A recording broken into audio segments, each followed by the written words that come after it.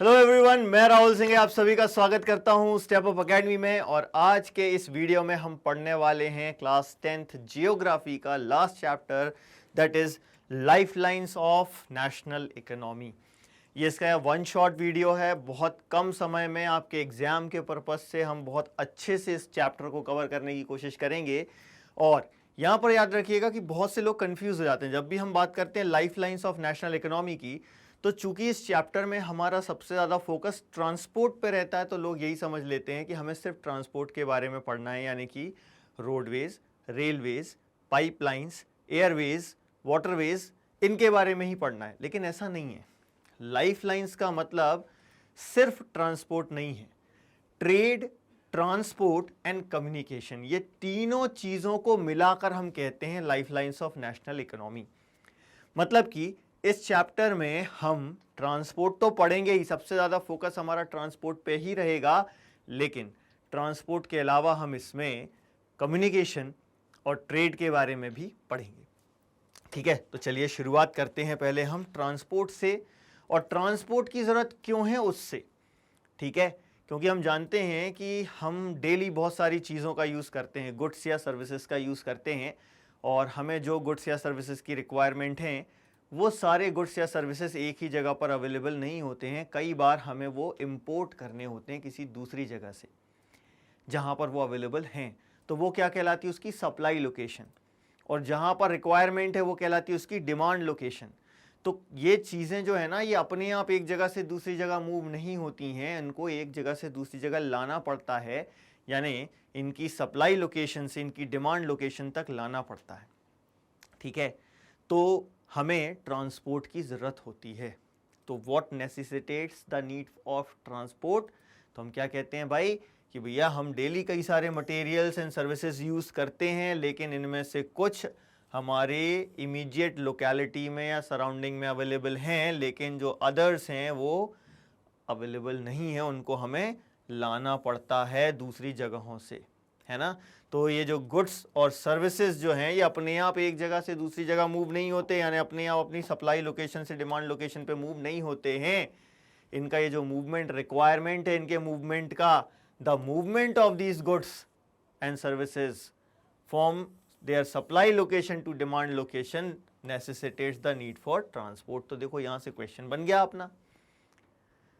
3 mark का question आसानी से बन सकता है। शुरुआत से लेके यहाँ तक हम आसानी से लिख देंगे तो आसानी से 3 मार्क्स हमको मिल जाएंगे। ठीक है, अब ये जो ट्रांसपोर्ट हम कर रहे हैं गुड्स और सर्विसेज का, उनकी डिमांड लोकेशन से उनकी सप्लाई लोकेशन से उनकी डिमांड लोकेशन तक, इसमें कुछ लोग इन्वॉल्व होते हैं और इन्हें हम क्या कहते हैं, ट्रेडर्स, है ना।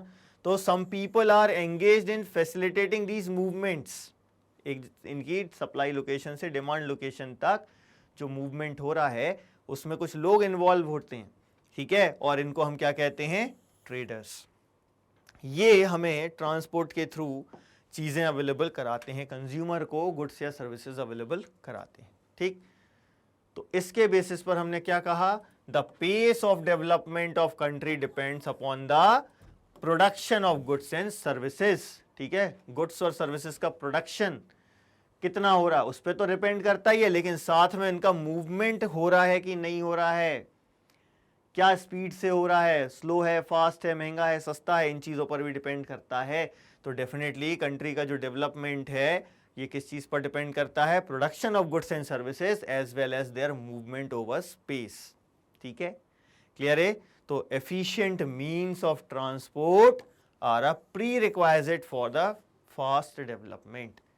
आप सब कुछ प्रोड्यूस कर ले रहे हो, लेकिन वो अपनी सप्लाई लोकेशन पे ही पड़ा हुआ है, डिमांड लोकेशन पे नहीं पहुंच रहा है, तो डेवलपमेंट नहीं हो सकता। फास्ट डेवलपमेंट के लिए पहली रिक्वायरमेंट क्या है हमारे पास, एफिशिएंट मीन्स ऑफ ट्रांसपोर्ट। ये हमारी प्री रिक्वाइजिट, मतलब पहले से हमारे पास ये चीजें होनी चाहिए, नहीं तो डेवलपमेंट नहीं हो सकता। ठीक है, अब ये जो मूवमेंट होता है ये 3 डोमेन्स में हो सकता है, लैंड, वाटर एंड एयर में।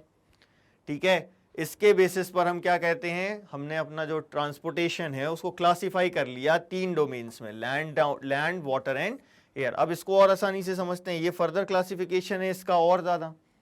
लैंड में हम देखते हैं रोडवेज है, रेलवेज है, पाइपलाइंस हैं, ठीक है। वाटरवेज में इनलैंड वाटरवेज हैं, ओवरसीज वाटरवेज हैं, और एयरवेज में डोमेस्टिक एयरवेज हैं और इंटरनेशनल। अब इसमें भी पब्लिक और प्राइवेट भी होते हैं, ठीक है। तो इनके बारे में अब हमको डिटेल में पढ़ना है। तो हमारा अभी मेन फोकस किस चीज़ पर है? ट्रांसपोर्ट पर है। बाद में हम कम्युनिकेशन और ट्रेड के बारे में भी पढ़ेंगे। तो सबसे पहले हमें ट्रांसपोर्ट पे फोकस करना है। लेकिन देखना भैया, हम बार बार मैं कह रहा हूँ कि ट्रेड, ट्रांसपोर्ट एंड कम्युनिकेशन, ये तीनों को हम लाइफलाइंस ऑफ इंडियन इकोनॉमी कहते हैं या नेशनल इकोनॉमी कहते हैं, और ये तीनों एक दूसरे से जुड़े हुए हैं, एक दूसरे के लिए कॉम्प्लीमेंट्री हैं। इस पर भी थोड़ा सा फोकस करते हैं अपन कि बहुत लंबे समय तक क्या होता था, ट्रेड और ट्रांसपोर्ट जो होता था वो लिमिटेड एरियाज तक रुका हुआ था, है ना, रिस्ट्रिक्टेड था कुछ ही जगहों तक। फॉर एग्जांपल यदि हम ट्रेड की बात करें तो विद इन विलेज या आसपास के विलेज से होता था, ठीक है। ट्रांसपोर्ट भी यहीं तक लिमिटेड था। लेकिन जैसे जैसे साइंस में और टेक्नोलॉजी में डेवलपमेंट हुआ तो ये जो ट्रेड और ट्रांसपोर्ट है ये भी बढ़ा, यानी कि एरिया ऑफ इन्फ्लुएंस मतलब ज़्यादा से ज़्यादा एरिया में ट्रेड होने लगा और ट्रांसपोर्ट होने लगा। तो एरिया ऑफ इन्फ्लुएंस बढ़ गया, किसका? ट्रेड और ट्रांसपोर्ट का। क्यों? क्योंकि साइंस और टेक्नोलॉजी में भी डेवलपमेंट हुआ, ठीक है। और इसके कारण हम देख रहे हैं ये जो पूरा वर्ल्ड है एक बड़े से गांव में, एक बड़े से विलेज में कन्वर्ट हो गया है, हो गया ना, बड़े से लार्ज विलेज में कन्वर्ट हो गया है, ठीक है। और efficient and fast moving transport है, इसका एक बहुत इंपॉर्टेंट रोल है इस पूरे वर्ल्ड को एक बड़े विलेज में कन्वर्ट करने में। बड़े विलेज में कन्वर्ट करना मतलब क्या है? हमारी रीच जो है ना बढ़ गई है, तेजी से हम किसी भी जगह पर पहुंच सकते हैं। जितना समय पहले लगता था अब नहीं लगता। पहले तो हमको यहाँ से यदि यूरोप जाना है तो महीनों लग जाते थे, अब एक दिन में पहुंच जाते हैं, ठीक है ना। तो ये चीज़ें अपन को ध्यान रखनी है। इसी के बेसिस पर हम ये कह सकते हैं कि trade, transport and communication are complementary to each other, है ना। तो transport has been able to achieve this, बड़े विलेज में कन्वर्ट करना, because of the equally developed communication system. Therefore transport, communication and trade are complementary to each other, ठीक है। ये question पूछा जा सकता है। तो आंसर में हमको ये बताना पड़ेगा कि पहले ट्रेड और ट्रांसपोर्ट लिमिटेड थे, फिर साइंस और टेक्नोलॉजी में डेवलपमेंट हुआ तो इसका एरिया ऑफ इन्फ्लुएंस बढ़ गया और ये पूरा जो वर्ल्ड है एक बड़े से विलेज में कन्वर्ट हो गया। और ये ऐसा इसलिए हो पाया क्योंकि सिर्फ मीन्स ऑफ ट्रांसपोर्ट अकेला नहीं, कम्युनिकेशन भी डेवलप्ड है। और ये ट्रांसपोर्ट और कम्युनिकेशन काहे के लिए हो रहा है? ट्रेड के लिए हो रहा है। इसीलिए ये तीनों एक दूसरे के कॉम्प्लीमेंट्री हैं, ठीक है। क्लियर है? अब इंडिया की बात करें, इंडिया भी वेल लिंक्ड है आसपास की सारी कंट्रीज से। किन चीज़ों से इतना ज़्यादा हम डाइवर्स हैं? बड़ी साइज है, डाइवर्सिटी है, linguistic and socio cultural plurality है। उसके बाद भी हम जुड़े हुए हैं because of railways, Airways, waterways, newspapers, radio, television, cinema, ठीक है, इंटरनेट। इन सब चीज़ों ने बहुत ज़्यादा कंट्रीब्यूट किया है इंडिया के सोशियो इकोनॉमिक प्रोग्रेस में और वर्ल्ड से हमारी कनेक्टिविटी बढ़ाने में। तो हम कनेक्टेड हैं ना इन सब चीज़ों के कारण। और ये सब क्या है? Means of transport and communication है भाई। यदि हम रेलवेज, एयरवेज, वाटरवेज की बात करें तो ये मीन्स ऑफ ट्रांसपोर्ट है। लेकिन newspaper, radio, television, cinema, internet, ये क्या है? मीन्स ऑफ कम्युनिकेशन है। तो ये means of transport and communication के कारण ही हमारी इतनी डाइवर्स कंट्री जो सोशियो कल्चरल प्लूरैलिटी होने के बावजूद भी दुनिया भर से जुड़ी हुई है, इसका मेन रीज़न क्या है? ये सारी चीज़ें हैं, ठीक है। तो हम ट्रांसपोर्ट और कम्युनिकेशन के थ्रू पूरे वर्ल्ड से जुड़े हुए हैं, ठीक। लेकिन ये ट्रांसपोर्ट और कम्युनिकेशन हमें काहे के लिए चाहिए है? ट्रेड के लिए चाहिए है, ठीक है। अब ट्रेड देखो लोकल लेवल पर भी होता है, ग्लोबल लेवल पर भी होता है, यानी कि इंटरनेशनल लेवल पर भी ट्रेड होता है। और ट्रेड क्यों कर रहे हैं? क्योंकि हमें कई सारी चीज़ों की रिक्वायरमेंट है जो हमारे पास नहीं है, इसीलिए तो ट्रेड होता है, ठीक है। तो ये ट्रेड के लिए ही हमें ट्रांसपोर्ट और कम्युनिकेशन की रिक्वायरमेंट है। और इससे क्या हो रहा है? हमारी लाइफ की जो क्वालिटी है वो बढ़ रही है यार, कि यानी कि हम कहते हैं ना स्टैंडर्ड ऑफ लिविंग बढ़ रहा है, हमें जो फैसिलिटीज़ मिल रही हैं वो बढ़ती जा रही हैं, हमारा जो कंफर्ट लेवल है लाइफ में वो बढ़ता जा रहा है, ज़्यादा से ज़्यादा एमिनिटीज़ हमको मिल रही हैं, ठीक है। तो ये सारी चीज़ें हो रही हैं बिकॉज ऑफ ट्रेड, और ट्रेड हो रहा है because of transport and communication. तो हम यहाँ कह सकते हैं कि ट्रांसपोर्ट और कम्युनिकेशन जो है ना, ये अपन देखेंगे मेनली कि लाइफ लाइन की तरह वर्क करते हैं। लेकिन ये क्यों चाहिए? ट्रेड के लिए चाहिए। तो इससे हमको इतना समझ में आ गया, कंक्लूजन क्या निकाल सकते हैं कि a dense an efficient network of transport and communication is a prerequisite for local, national and global trade of today. ठीक है, बिना इन चीजों के ट्रेड भी नहीं हो सकता। ठीक है, तो अब हमको क्या पढ़ना है, ट्रांसपोर्ट, और फिर उसके बाद हम पढ़ेंगे कम्युनिकेशन, और आखिरी में हम पढ़ेंगे किस चीज़ के बारे में, ट्रेड के बारे में। तो सबसे पहले देखते हैं ट्रांसपोर्ट। ठीक है, ट्रांसपोर्ट में भी हमें क्या देखना है, लैंड, वाटर और एयर में जो ट्रांसपोर्ट होता है उसमें भी लैंड ट्रांसपोर्ट में हम देखेंगे रोडवेज, रेलवेज एंड पाइपलाइंस। ठीक है, तो सबसे पहले हम देखते हैं रोडवेज। इंडिया का जो रोड नेटवर्क है वो वर्ल्ड का सेकंड लार्जेस्ट रोड नेटवर्क है। टोटल लेंथ कितनी है हमारे यहाँ रोड्स की, 62.16 लाख किलोमीटर्स। ये 2020-21 का डेटा है। अलग अलग जगहों पर हो सकता है आपको ये डेटा अलग अलग मिले, तो आपको ईयर देखना है कि भैया कौन से ईयर का डेटा आपको दिया जा रहा है। ठीक है, और ये जो रोडवेज हैं इसके कुछ एडवांटेजेस हैं ओवर रेलवेज। ठीक है, अब कौन कौन से एडवांटेजेस हैं, वैसे तो हम देखते हैं कि बनाने में और मेंटेनेंस में बात करी जाए तो बनाने में भी रोडवेज आसान है और मेंटेनेंस में भी रोडवेज आसान है एज कम्पेयर टू रेलवेज। लेकिन और क्या एडवांटेजेस हैं, तो देखो भाई अब हम यहाँ पर कुछ एडवांटेजेस पढ़ने वाले हैं। यहाँ से ये क्वेश्चन कई बार 5 मार्क में पूछा गया है कि what are the advantages of roadways over railways. ठीक है, तो सबसे पहले कंस्ट्रक्शन की कॉस्ट की बात कर सकते हैं। किसके कंस्ट्रक्शन की कॉस्ट कम होती है, बहुत सिंपल सा जवाब है, रोडवेज के कंस्ट्रक्शन की कॉस्ट रेलवेज के कंपैरिजन में बहुत कम होती है। ठीक है, दूसरी चीज क्या, it can traverse comparatively more dissected and undulating topography. ठीक है, डाइसेक्टेड यानी जहाँ बहुत ज़्यादा बीच में खाई आई आ जाती है तो वहाँ पर अपन ब्रिजेस वगैरह बना लेते हैं। रोडवेज के जो ब्रिजेस बनाना होता है वो ज़्यादा आसान होता है एज़ कम्पेयर टू रेलवेज। ठीक है, और अंड्यूलेटिंग मतलब जो प्लेन नहीं है ना, एक वेव लाइक स्ट्रक्चर जो होता है वो अंड्यूलेटिंग स्ट्रक्चर कहलाता है। तो इस तरीके की यदि टोपोग्राफी है, डाइसेक्टेड है, अंड्यूलेटिंग है, तो वहाँ पर रोडवेज ज़्यादा सक्सेसफुल हैं एज़ कम्पेयर टू रेलवेज। ठीक है, फिर स्लोप की बात करें, हाइट की बात करें, है ना, तो road can negotiate higher gradients of slope. तो माउंटेन्स में, हिल्स में यहाँ पर रेलवे सक्सेसफुल नहीं है, यहाँ पर क्या सक्सेसफुल है, रोडवेज सक्सेसफुल है ना। तो it can negotiate higher gradients of slope as such can traverse mountain such as Himalayas, यहाँ पर सक्सेसफुल हैं। ठीक है, 3 पॉइंट्स हो गए। चौथे पॉइंट पर आते हैं कि रोड ट्रांसपोर्ट इज इकोनॉमिकल। लेकिन इकोनॉमिकल मतलब सस्ता है, लेकिन हर जगह सस्ता नहीं पड़ता रोड ट्रांसपोर्ट। किस चीज़ में सस्ता पड़ता है, कुछ लोगों को भेजना हो और कुछ दूरी तक भेजना हो, या कुछ सामान भेजना हो और कुछ दूरी तक, तो शॉर्ट डिस्टेंसेस के लिए और कम लोगों और कम सामान के लिए, है ना। तो it is economical in transportation of fewer persons and relatively smaller amount of goods. कम लोग और कम amount of goods over short distances. Long distance के लिए रोडवेज महंगा पड़ेगा, रेलवेज सस्ता पड़ेगा। तो इकोनॉमिकल तो है रोडवेज, लेकिन किस कंडीशन में इकोनॉमिकल है हमको ये याद रखना है।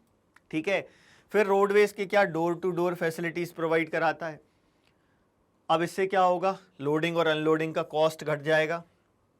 भाई घर से हमको एक घर से दूसरी घर में शिफ्ट होना है, मान लो कि हमको आसपास के 2 शहर ले लेते हैं, भोपाल और रायसेन ले लेते हैं कि भोपाल से रायसेन शिफ्ट होना है। आप भोपाल में जिस जगह रह रहे थे वहाँ आपने ट्रक पर सामान लादा और रायसेन में ले जाकर अपने घर पर उतार दिया। अब यहाँ से आप सोचो कि यार ट्रेन से जाएं, है ना। वैसे रायसेन में तो ट्रेन की समस्या है, ट्रेन नहीं है, ट्रेन रूट नहीं है वहाँ पे।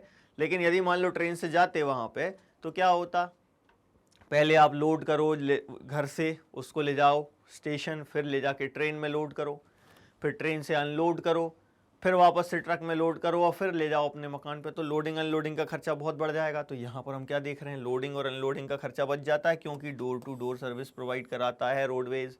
ठीक है, और ये फीडर की तरह काम करता है। फीडर का मतलब क्या है कि भैया आपको चाहे एयरपोर्ट जाना हो, चाहे सी पोर्ट जाना हो, चाहे रेलवे स्टेशन जाना हो, जाओगे काय से, रोड से ही जाओगे, है ना। तो ये फीडर कहलाता है। तो रोडवेज जो है वो फीडर का काम करता है। इसीलिए हमने क्या कहा कि इसके कुछ एडवांटेजेस हैं ओवर रेलवेज। ठीक है, अब आ जाते हैं इसका क्लासिफिकेशन। इंडिया में जो रोड्स है ना उनको क्लासिफिकेशन कर सकते हैं हम 2 चीज़ों के बेसिस पर, एक उनकी कैपेसिटी के बेसिस पर, ठीक है, और दूसरा उसमें जो मटेरियल यूज किया जा रहा है बनाने के लिए उसके बेसिस पर। तो पहले हम क्लासिफिकेशन किस चीज के बेसिस पर देखेंगे, कैपेसिटी के बेसिस पर। इसको 6 कैटेगरीज में डिवाइड किया है, golden quadrilateral, national highway, state highway, ठीक है, फिर district roads, other roads and border roads. इन 6 कैटेगरीज में डिवाइड किया गया। तो सबसे पहले हम देखते हैं गोल्डन क्वाड्रिलेटरल या सुपर हाईवेज इनको कहा जाता है। अब गोल्डन क्वाड्रिलेटरल तो हमको ऐसे बनाना है, क्वाड्रिलेटरल है ना ऐसे, ठीक है। तो हम क्या क्या करते हैं, दिल्ली, मुंबई, चेन्नई, कोलकाता, ठीक है। अब कई लोग यहाँ कोलकाता पे आके रुक जाते हैं, भैया वापस दिल्ली जाओगे तब क्वाड्रिलेटरल बनेगा, है ना। तो हम जब गोल्डन क्वाड्रिलेटरल बताते हैं तो दिल्ली, मुंबई, चेन्नई, कैलकाटा पर रुकते नहीं है, दिल्ली, मुंबई, चेन्नई, कैलकाटा, दिल्ली, ये होता है पूरा गोल्डन क्वाड्रिलेटरल, ठीक है। तो गवर्नमेंट ने एक मेजर प्रोजेक्ट लॉन्च किया है मेजर सिटीज को कनेक्ट करने के लिए 6 लेन सुपर हाईवे से, ठीक है। तो क्या है ये, दिल्ली, कोलकाता, चेन्नई, मुंबई एंड दिल्ली, इनको 6 लेन सुपर हाईवेज के थ्रू कनेक्ट किया गया है। और नॉर्थ टू साउथ और ईस्ट टू वेस्ट भी कनेक्ट किया गया है। इनको हम north to south corridor and east to west corridor कहते हैं। ये गोल्डन क्वाड्रिलेटरल का ही पार्ट है ना।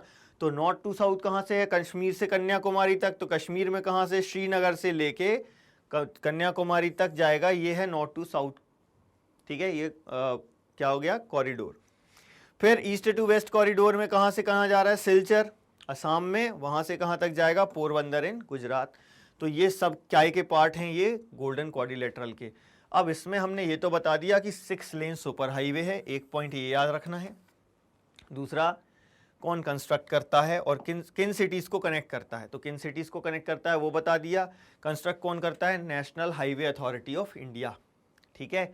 इसको कौन कंस्ट्रक्ट करता है, national highway authority of India, NHAI, ठीक। मेजर ऑब्जेक्टिव समझ में आ गया इसका कि भैया जो मेजर सिटीज़ हैं, दिल्ली, मुंबई, चेन्नई, कोलकाता, दिल्ली, इनके बीच में जो टाइम लगता है उसको घटाना और जो डिस्टेंस है इनके बीच में, मेगा सिटीज़ के बीच में, उसको रिड्यूस करना। क्लियर है ये चीज़। ये हो गया हमारा गोल्डन क्वाड्रिलेटरल। फिर आते हैं नेशनल हाईवे पर। नेशनल हाईवे जो है वो कंट्री के एक्सट्रीम पार्ट्स को लिंक करते हैं। अब इसमें कोई क्राइटेरिया नहीं है कि भैया किस सिटी से किस सिटी को, एक्सट्रीम पार्ट्स, लेंथ इनकी बहुत ज़्यादा होगी, है ना। तो ये नेशनल हाईवे क्या करते हैं, एक्सट्रीम पार्ट्स को कनेक्ट करते हैं, ठीक है।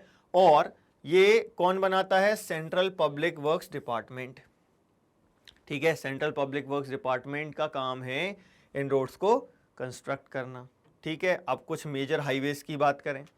मेजर हाईवे तो डायरेक्शन बता दिया कि नॉर्थ टू साउथ और ईस्ट टू वेस्ट डायरेक्शन में चलते हैं, ऐसा कोई कंपलसरी नहीं है, इसके डायरेक्शन और डिफरेंट भी हो सकते हैं, ठीक है। लेकिन हिस्टोरिकली याद रखना, शेर शाह सूरी मार्ग हुआ करता था जो, उसमें से एक बना दिया हमने नेशनल हाईवे नंबर 1 जो दिल्ली से अमृतसर के बीच में है। नेशनल हाईवे नंबर 2 जो है वो दिल्ली से कोलकाता के बीच में है। एक्चुअली में ये शेर शाह सूरी मार्ग जो है ये कोलकाता से लेके पूरा लाहौर तक हुआ करता था, ठीक है। उसी शेर शाह सूरी मार्ग को हमने 2 नेशनल हाईवेज में डिवाइड कर दिया है। अच्छा, ये नेशनल हाईवेज जो हैं कई बार ये ओवरलैपिंग होती है, नेशनल हाईवे और गोल्डन क्वाड्रिलेटरल की ओवरलैपिंग हो जाती है ना। लेकिन नेशनल हाईवे याद रखना है कि कंट्री के एक्सट्रीम पार्ट्स को कनेक्ट करते हैं और कौन बनवाता है, सेंट्रल पब्लिक वर्क्स डिपार्टमेंट। अब स्टेट की बात आती है तो इनको कौन बनवाएगा, स्टेट पब्लिक वर्क्स डिपार्टमेंट। और ये किसको कनेक्ट करते हैं, ये एक्सट्रीम, पहले गोल्डन क्वाड्रिलेटरल में मेजर सिटीज़ हो गई, नेशनल हाईवे में क्या हो गया, एक्सट्रीम पार्ट्स हो गया। अब स्टेट हाईवे में क्या होता है, स्टेट कैपिटल को स्टेट की डिस्ट्रिक्ट से कनेक्ट करता है ना। तो रोड्स क्या करती हैं, ये स्टेट कैपिटल को डिस्ट्रिक्ट हेडक्वार्टर से कनेक्ट करती हैं। और इनको कौन बनाएगा, स्टेट पब्लिक वर्क्स डिपार्टमेंट, ठीक है। यही बनाएंगे, यही मेंटेन करेंगे। इतना ही अपन को स्टेट हाईवेज में याद रखना है। फिर आ जाते हैं अपन डिस्ट्रिक्ट रोड्स। डिस्ट्रिक्ट रोड्स का काम क्या है, डिस्ट्रिक्ट हेडक्वार्टर को डिस्ट्रिक्ट के अदर पार्ट से कनेक्ट करना, है ना। ये रोड किसको कनेक्ट करती हैं, डिस्ट्रिक्ट हेडक्वार्टर को with other places of the district. और कौन बनाता है और मेंटेन करता है, जिला परिषद, है ना। रूरल बॉडीज में आ गए अब अपन, रूरल बॉडीज के हाईएस्ट लेवल पर होती हैं जिला परिषद। तो ये जिला परिषद जो है ये डिस्ट्रिक्ट रोड्स को कंस्ट्रक्ट करती हैं और मेंटेन करती हैं, ठीक। अदर रोड्स में जनरली रूरल रोड्स आती हैं जो गांव के ही एक पार्ट को दूसरे पार्ट से कनेक्ट करती हैं, ठीक है, या एक गांव को दूसरे गांव से कनेक्ट करती हैं। तो rural roads which link rural areas and villages with towns, ये क्या कहलाती हैं, अदर रोड्स कहलाती हैं। अब इसमें कंस्ट्रक्शन कौन करेगा, ये अलग अलग अथॉरिटीज़ होती हैं। वैसे तो ग्राम पंचायत भी करवाती है, RES के थ्रू, रूरल इंजीनियरिंग सर्विसेज के थ्रू ये सारा काम होता है। लेकिन इसमें एक योजना है जिसे हम कहते हैं प्रधानमंत्री ग्रामीण सड़क योजना। इससे इन अदर रोड्स को स्पेशल एक बूस्ट मिला है और रूरल एरियाज में रोड्स का जो लेंथ है वो काफ़ी तेज़ी से बढ़ा है। अब इसमें क्या हो रहा है, अंडर दिस स्कीम, ये जो प्रधानमंत्री ग्रामीण सड़क योजना है, special provisions are made so that every village in the country is linked to a major town। अब ऐसा क्यों करना है, क्यों भैया, ट्रांसपोर्ट होगा तो रोजगार प्रोड्यूस होता है। उस रोड से क्या होगा, कई लोग रूरल एरियाज में जो गुड्स प्रोड्यूस हो रहे हैं उनको लेकर आकर सिटी में बेचेंगे, तो ट्रांसपोर्ट वालों को काम मिल जाएगा। ऊपर से गांव में जो एक्स्ट्रा प्रोड्यूस हो रहा है वो सिटी में आके बिकेगा, तो गांव के फार्मर्स को भी फ़ायदा होगा। ठीक है, तो ये जो है ना, ये बहुत बूस्ट कर रही है इंडिया की इकोनॉमी को, इसलिए रूरल रोड्स बहुत ज़रूरी हैं। और ऐसी रूरल रोड्स बनाई जा रही हैं ग्रामीण सड़क योजना में जिससे कि एक ऑल वेदर रोड बने, है ना, और ऑल वेदर मोटरेबल रोड, यानी कि जो साल भर चले, चाहे ठंड हो, गर्मी हो, बरसात हो, और उस पर 4 व्हीलर्स चल सकें, ऐसी रोड्स कंस्ट्रक्ट करना है। ये नहीं कि कच्ची सड़क बना दी। ठीक है, तो ये अदर रोड्स। ठीक, अब इसमें आ जाते हैं अपन बॉर्डर रोड्स, बहुत ही इंपॉर्टेंट है हमारे लिए। ये कौन कंस्ट्रक्ट करता है, बॉर्डर रोड ऑर्गेनाइजेशन। ये एक ऑर्गेनाइजेशन है गवर्नमेंट ऑफ इंडिया की। ठीक है, ये कंट्री का जो बॉर्डरिंग एरियाज है आसपास की कंट्रीज के साथ, वहां पर रोड्स कंस्ट्रक्ट करने का काम करती है बॉर्डर रोड ऑर्गेनाइजेशन। कब बनी थी ये भाई, ये ऑर्गेनाइजेशन बनी थी 1960 में। ठीक है, स्ट्रेटेजिकली ये ऑर्गेनाइजेशन और इसके द्वारा बनाई गई सड़कें बहुत इंपॉर्टेंट हैं। जो नॉर्थ और नॉर्थ ईस्टर्न पार्ट है हमारी कंट्री का, है ना, वेस्ट में भी, नॉर्थ वेस्टर्न भी, उन सब जगहों पर पाकिस्तान, चाइना, नेपाल, भूटान, म्यांमार, है ना, इन सब से जो हमारी बॉर्डर्स लगी हुई हैं, उसके आसपास का पूरा रोड कंस्ट्रक्शन का काम कौन करती है, ये बॉर्डर रोड ऑर्गेनाइजेशन। अब ये सिक्योरिटी के लिए तो ज़रूरी है ही, लेकिन सिक्योरिटी के अलावा ये इकोनॉमिक डेवलपमेंट के लिए भी ज़रूरी है। ठीक है, कल्चरल डेवलपमेंट के लिए भी ज़रूरी हैं, लोगों को रोज़गार मिलता है क्योंकि इससे, तो ये जो बॉर्डर रोड्स होती हैं बहुत इंपॉर्टेंट होती हैं हमारे लिए। ठीक है, अब इसमें एक बहुत अच्छा एग्जांपल दिया हुआ है अटल टनल का, है ना, 9.2 किलोमीटर्स लंबी एक टनल है जो ऑल वेदर है, मतलब साल भर ये 2 एरियाज को कनेक्ट कर रही है। किसको, मनाली को एंड लाहौल स्पीति को। पहले क्या होता था, ये रोड है ना 6 महीनों के लिए बंद हो जाती थी, लेकिन ये जो अटल टनल है ये किसने बनाई, बॉर्डर रोड ऑर्गेनाइजेशन में, बॉर्डर रोड ऑर्गेनाइजेशन ने। लोग घूमने जाते हैं इस टनल तक तो, कि बस अटल टनल देखना है, लेकिन इसकी इंपॉर्टेंस क्या है, ये लाहौल स्पीति और मनाली को कनेक्ट करती है, साल भर रहती है, ओपन रहती है। पहले 6 महीने के लिए ये रोड बंद हो जाता था, लेकिन अटल टनल के बनने के बाद से ये रोड बंद नहीं होता। ठीक है, तो बहुत इंपॉर्टेंट है ये अटल टनल, हमको इसके बारे में याद रखना है कि सी लेवल से 3000 मीटर की ऊंचाई पर ये बनी है। ठीक है, तो अब ये देखो भाई, ये हमारी जो कुछ नेशनल हाईवे, स्टेट हाईवे और गोल्डन क्वाड्रिलेटरल दिया हुआ है। गोल्डन क्वाड्रिलेटरल दिख रहा है अपन को, यहाँ पर दिखेगा दिल्ली, है ना, ये दिल्ली है यहाँ पर। ठीक है, फिर ये यहाँ पर है मुंबई, फिर ये चेन्नई और ये कोलकाता, है ना। तो ये हमारा क्या हो जाएगा, गोल्डन क्वाड्रिलेटरल। ठीक है, ये गोल्डन क्वाड्रिलेटरल हो गया। फिर ये नॉर्थ टू साउथ कॉरिडोर, ये श्रीनगर से लेके कन्याकुमारी तक, ये नॉर्थ टू साउथ कॉरिडोर हो गया हमारा। ठीक है, और ईस्ट टू वेस्ट हम जानते हैं पोरबंदर, ये दिख रहा है यहाँ पर पोरबंदर, और ये यहाँ पर अपन को दिख रहा है सिलचर। ठीक है, ये है ये है सिलचर, है ना। तो ये ऐसा यहाँ तक अपन को ये दिख रहा है अपना east to west corridor, north to south corridor and east to west corridor. इसके अलावा और बाकी के जो अपन को दिख रहे हैं वो नेशनल हाईवेज वगैरह अपन को नज़र आ रहे हैं। ठीक है, तो ये हमारी हो गई सारी रोड्स, किस चीज़ के बेसिस पर, कैपेसिटी के बेसिस पर। अब हम आ जाते हैं मटेरियल यूज्ड के बेसिस पर, metalled and unmetalled road. Metalled road क्या होती है, पक्की सड़क जो सीमेंट, कंक्रीट या बिटुमेन ऑफ कोल से बनी हुई हो, वो क्या कहलाती हैं, मेटल्ड रोड्स कहलाती हैं। और रिसेंट ईयर में हम क्या देख रहे हैं, ये जो रोड नेटवर्क है इंडिया का, ये बहुत तेज़ी से बड़ा है और डिफरेंट पार्ट्स जो हैं कंट्री के उसको कनेक्ट कर रहा है। पहले बहुत से ऐसे पार्ट्स थे जिनको हमें कनेक्टिविटी में बड़ी दिक्कत आती थी। ठीक है, क्लियर है ये। तो ये क्लासिफिकेशन हो गया रोड्स का। ठीक, रोड्स वाला पोर्शन अपना कंप्लीट। अब आ जाते हैं हम रेलवेज। रेलवेज की इंपॉर्टेंस इससे समझ लो आप कि इसको हम कहते हैं principal mode of transport for freight and passenger. भले ही रोडवेज के कई सारे एडवांटेज हैं, लेकिन सबसे ज़्यादा लोग कैसे ट्रैवल कर रहे हैं? रेलवेज से। सबसे ज़्यादा सामान कैसे ट्रैवल कर रहा है कंट्री के अंदर? रेलवेज के थ्रू।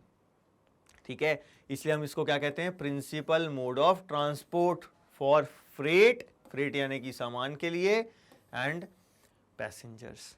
ठीक है, तो रेलवेज की इंपॉर्टेंस बहुत ज़्यादा है, बहुत सारे यूज़ हैं इसके, है ना। इसको हम क्या कह सकते हैं? मल्टीफेरस एक्टिविटीज़ के लिए इसका यूज़ किया जाता है, जैसे कि बिजनेस के लिए भी यूज़ हो रहा है, साइट सीइंग के लिए भी यूज़ हो रहा है, पिलग्रिमेज के लिए भी यूज़ हो रहा है, तीर्थ यात्रा के लिए, एंड ट्रांसपोर्टेशन के लिए तो हो ही रहा है। ठीक है, लॉन्ग डिस्टेंसेस पर, शॉर्ट डिस्टेंसेस पर, हर जगह ट्रांसपोर्टेशन के लिए रेलवेज का यूज़ किया जा रहा है। मल्टीफेरस एक्टिविटीज़ में इसका यूज़ किया जा रहा है। ठीक है, और रेलवेज जो है ये एक इंटीग्रेटिंग फोर्स की तरह भी काम करता है हमारे लिए, है ना। रेलवेज जो है ये बहुत बड़ा इंटीग्रेटिंग यानी कंट्री को जोड़ने का काम कर रहा है पिछले 150 सालों से। भाई महात्मा गांधी ने रेलवेज में ही ट्रैवल किया, लोगों से मिले, और वो भी जनरल डिब्बे में जाते थे ताकि आम लोगों से मिले, उनकी बातें सुने, समझें और उस पर एक्ट कर सकें, है ना। तो ये कंट्री को जोड़ने का काम करता है। आज भी हम ट्रैवल करते हैं, ट्रेन में बड़ी आसानी से दोस्ती हो जाती है, उतनी आसानी से बस में और एरोप्लेन में नहीं होगी। सबसे सही दोस्ती होती है आपकी ट्रेन में बैठे हुए आराम से और बढ़िया बातचीत चालू हो जाएगी, है ना। तो रेलवेज जो है ना वो हमारी कंट्री को जोड़ रहा है, हमारी economic life, social life, political life, हर चीज़ में ये इम्पैक्ट करता है। तो रेलवेज जो है in India, railways in India binding the economic life of the country as well as accelerate the development of the industry and agriculture. सबको फायदा मिल रहा है रेलवेज से। ठीक है, अब पुरानी जो बुक्स थी उसमें ना बहुत सारा डेटा दिया हुआ था, अभी अपन यहाँ पर वो डेटा नहीं पढ़ेंगे, कुछ बस बहुत छोटा सा डेटा ये कि ये पहली इंडिया में पहली रेल कब और कहाँ चली थी, और इंडिया में कितने रेलवे जोन्स हैं। तो पहली ट्रेन कब चली थी? 1953 में। ठीक है, कहाँ से कहाँ तक चली थी? मुंबई से थाने के बीच में, जिसकी डिस्टेंस कितनी थी? 34 किलोमीटर्स। ठीक है, ये डेटा अपन को याद रखना है। लेकिन सबसे इंपॉर्टेंट चीज़ क्या याद रखना है हमको? रेलवेज जो है वो इंडिया की गवर्नमेंट कंपनीज जो होती है ना, तो इंडिया की लार्जेस्ट पब्लिक सेक्टर अंडरटेकिंग है। Indian railway is the largest public sector undertaking. इसीलिए बजट सेशन में रेलवेज का बजट अलग से पेश किया जाता है। ठीक है, अब ये शुरुआत में तो सिर्फ यहाँ चली, आज के टाइम में देखा जाए तो रेलवेज के कितने जोन्स हैं? 16 जोन्स हैं। हम जानते हैं ना, northern railway, southern railway, eastern railway, western railway, north eastern railway, north western railway, इस तरीके से चलते हैं, है ना।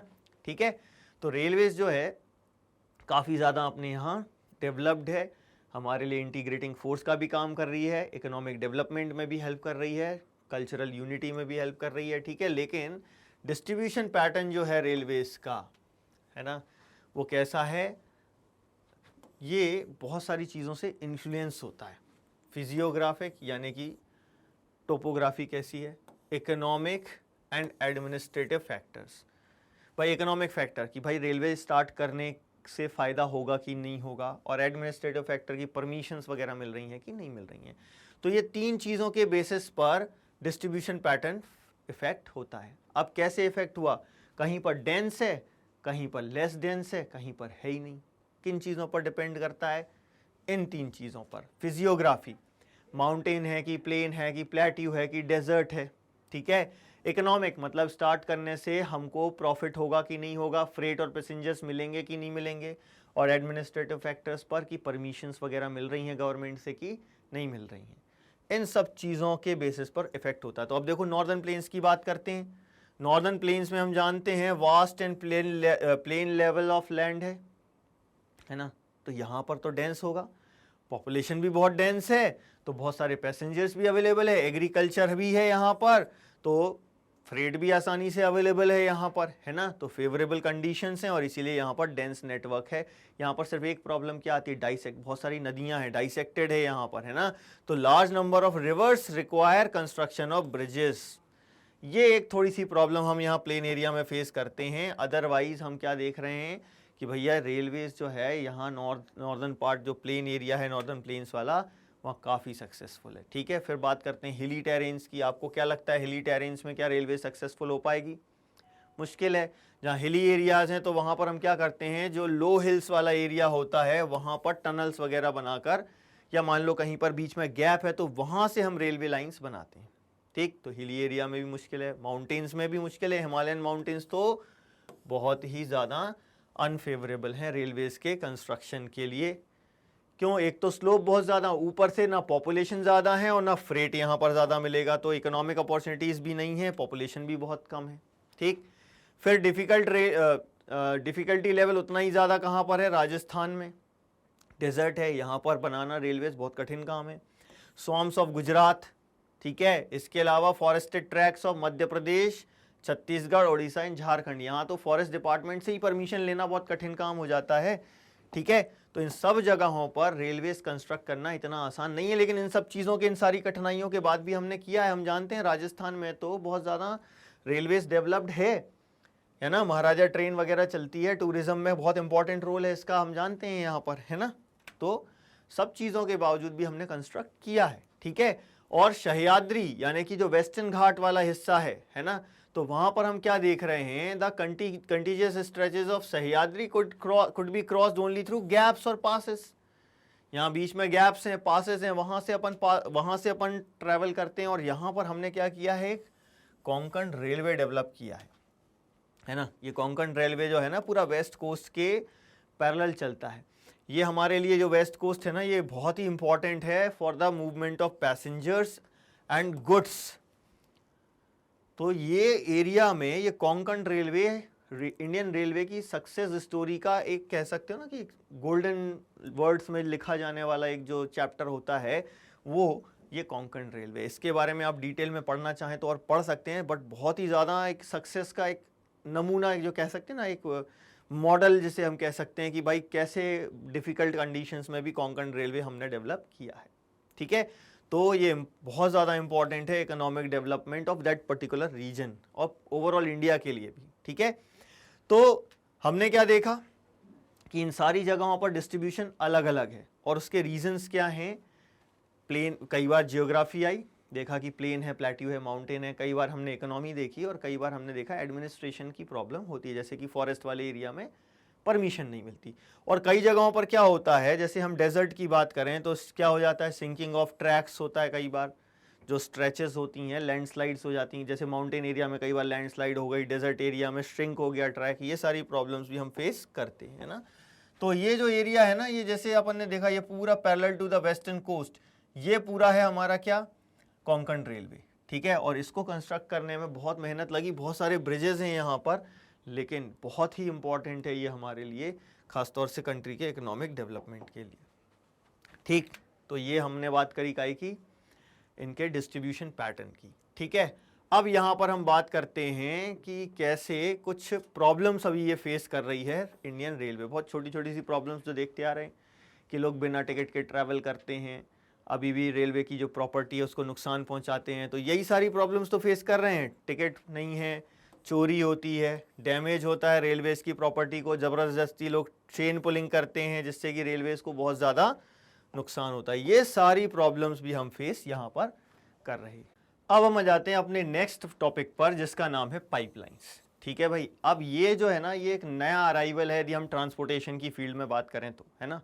तो पाइपलाइन ट्रांसपोर्ट जो है, it is a new arrival on transportation map of India. ठीक है, पहले क्या होता था? पाइपलाइंस का यूज़ के लिए करते थे जनरली सिटीज़ में वाटर ट्रांसपोर्ट करने के लिए, लेकिन अब हम ये देख रहे हैं कि ये जो पाइपलाइंस है, इनका यूज़ वाटर के अलावा कई सारी चीज़ें ट्रांसपोर्ट करने के लिए किया जाता है, जैसे कि crude oil, petroleum products, natural gas, है ना। ये भी रिसेंटली स्टार्ट हो रहा है नेचुरल गैस वाला।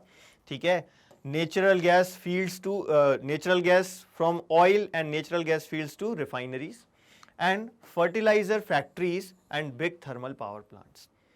इन सभी जगहों पर ये सारी चीज़ें ट्रांसपोर्ट की जा रही हैं पाइपलाइंस के थ्रू। और ऐसा नहीं है कि सिर्फ लिक्विड या गैस, पाइपलाइंस के थ्रू सॉलिड्स भी ट्रांसपोर्ट किए जा सकते हैं यदि हम उनको स्लरी के फॉर्म में कन्वर्ट करते हैं ना। स्लरी जैसे कि अपन यहाँ देख सकते हैं, है ना, सॉलिड को इस तरीके से स्लरी के फॉर्म में एक सेमी लिक्विड में कन्वर्ट कर लेते हैं अपन, और इसको फिर पाइपलाइंस के थ्रू ट्रांसपोर्ट किया जा सकता है। ठीक है, तो पाइपलाइंस जो है ना, इनिशियल कॉस्ट तो इनकी बहुत ज़्यादा होती है। हालांकि शुरुआत में जब इनको इस्टेब्लिश करना होता है हमको, तो इनिशियल कॉस्ट जो है बहुत हाई होती है ना, तो initial cost of laying pipelines is high, लेकिन जो रनिंग कॉस्ट होती है वो मिनिमम होती है। और इसका एक और बहुत बड़ा फायदा क्या होता है, ट्रांसशिपमेंट लॉसेस कम हो जाते हैं और डिले नहीं होता, टाइम पे चीज पहुंच जाती है। तो ये इसके दो फायदे हैं, और इन्हीं सब चीज़ों के कारण हम देखते हैं यदि ये पाइपलाइंस नहीं होती तो हमारी जो भी रिफाइनरीज वगैरह हैं, ऑयल रिफाइनरीज, ये सब हमको कोस्टल रीजन्स में रखनी पड़ती हैं। लेकिन चूंकि पाइपलाइंस अवेलेबल हैं तो इनलैंड रिफाइनरीज हमारे पास अवेलेबल हैं, जैसे कि बरौनी में, मथुरा में, पानीपत में, है ना।